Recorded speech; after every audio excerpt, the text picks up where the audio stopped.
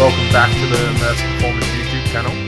On today's episode, I'm just going to be doing a bit of a build review and a service on this little Toyota GT Starlet that I've previously built here at the shed. So this is the car. So follow along, and then later on we might take it for a little bit of a drive, have a bit of a talk about the car, and I'll show you some of the things I've done. It's pretty tight access on this car, just with the cold air intake going behind the front bumper on this car. I'll try to get the filter off with just popping that pipe off, but I think the easiest way is to just do the extra work and pull the front bar off to remove that pipe and get the oil filter off.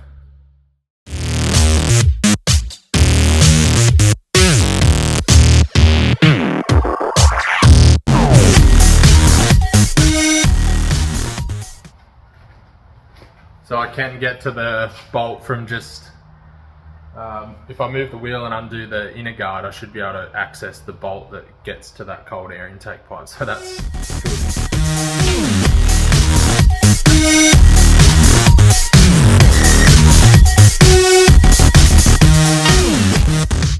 So I'll just show you what I'm working with here. So I've managed to be able to just pull the inner guard out, which means I can get to that little hidden bolt just there, which holds that cold air intake pipe in. So undo that, I'll be able to get that out of the way and I can get to the oil filter. Now that I've got the pod filter off, you can see the bolt I'm talking about. So that's just the bolt that holds that cold air intake pipe on. Pretty hard oil filter to get to. Can't really even get the tool in there, so I'm just going to have to try and muscle it out. Try and get it with my fingertips. Either that or I'm going to punch a screwdriver through it and try and get it that way. Oh. It's moving. I got it. Probably going to make a bit of a mess, but whatever.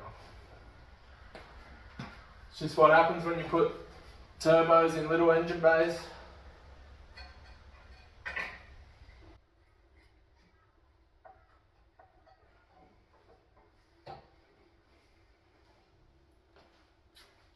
Success.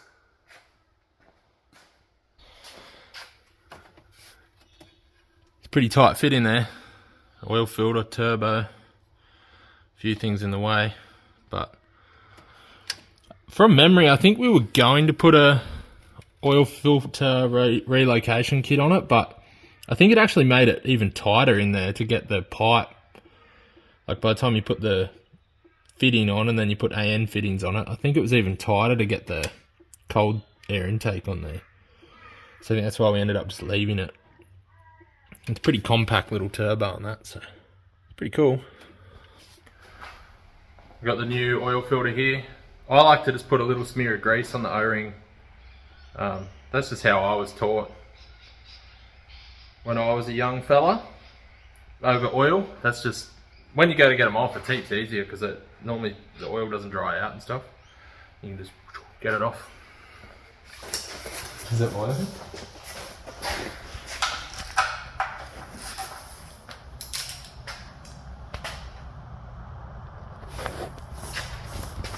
Just to get the seams. Did it work? I've got to get this good. Look at that. Clean hands.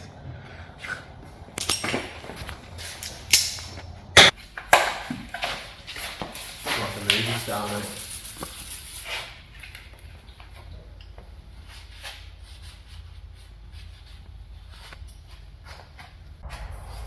Fancy AMS oil. Is it AMS oil? AMS oil. Full synthetic.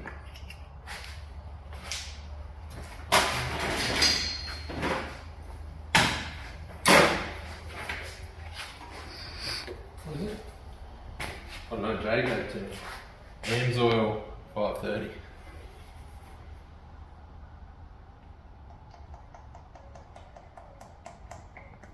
What?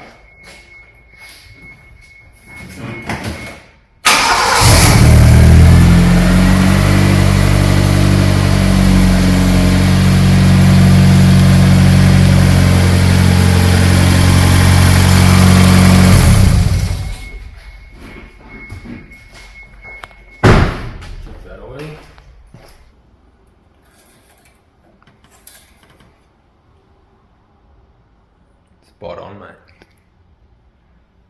Good to go.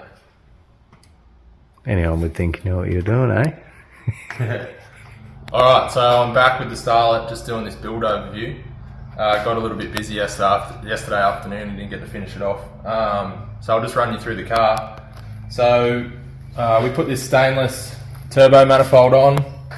It's got a Mamba-Tech turbo, the GFB EX38 wastegate, which we plumb back into the dump pipe.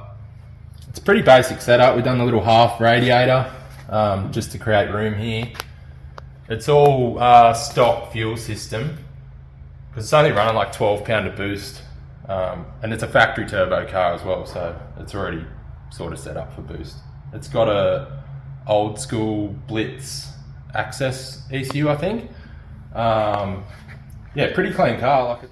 Like he does actually have another set of wheels for it as well, like these TRD wheels, but was having a few issues with scrubbing. Probably my favourite part of this car, to be honest, would be the trim. It's got these factory Recaros, factory Momo wheel. It's just all neat and tidy. The car's only got like 40,000 Ks on it. Original kilometres as well. Like everything's original, even the floor mats and stuff, all original. Back seat. It's just all neat and tidy and so well maintained. Yeah, the work on that we done on the car was pretty straightforward, really. Like it's just fitting up this manifold, the turbo kit, all this plumbing. We put a little half radiator in it. Done this cold air intake. What else did we do? I'll put some photos in from the build because I did build it a little while ago. We put a heavy duty clutch in it, just stuff like that. I'll put the car up and I'll show you a bit what we've done underneath. So we're under the car here. You can sort of see the turbo kit all tucked up in there. It's pretty tight. Like it's still got aircon and all that in the car. We did have to remake. It's a bit hard to see, but we had to remake a few of the aircon pipes and stuff. I'll attach some photos in with this video. And then, yeah, we just done this dump pipe and exhaust. So it's a 2.5 inch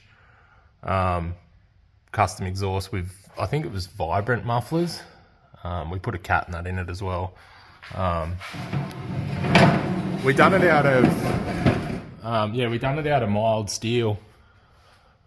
I just like mild steel just because of the sound. Like I don't really like the sound of stainless, especially these little 4 cylinders. They can get a little bit raspy. Nice tip up there with the twin tips. Yeah. All right, so we're out taking Buzzbox for a little drive. We're going to be sensible adults. Yeah, super cool little car. It's as the number plate says. It's literally a little Buzzbox. We sort of estimate with the setup that it's got. We haven't dynoed the car or anything. We probably think it makes around 250 horsepower maybe, based off what other people have done with these little things.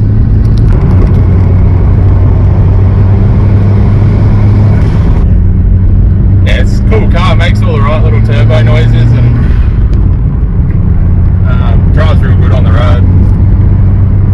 I just want to say thanks to Jay for letting me do this video and letting me take it for a little drive, and trusting me with the car. He is just as meticulous as I am, so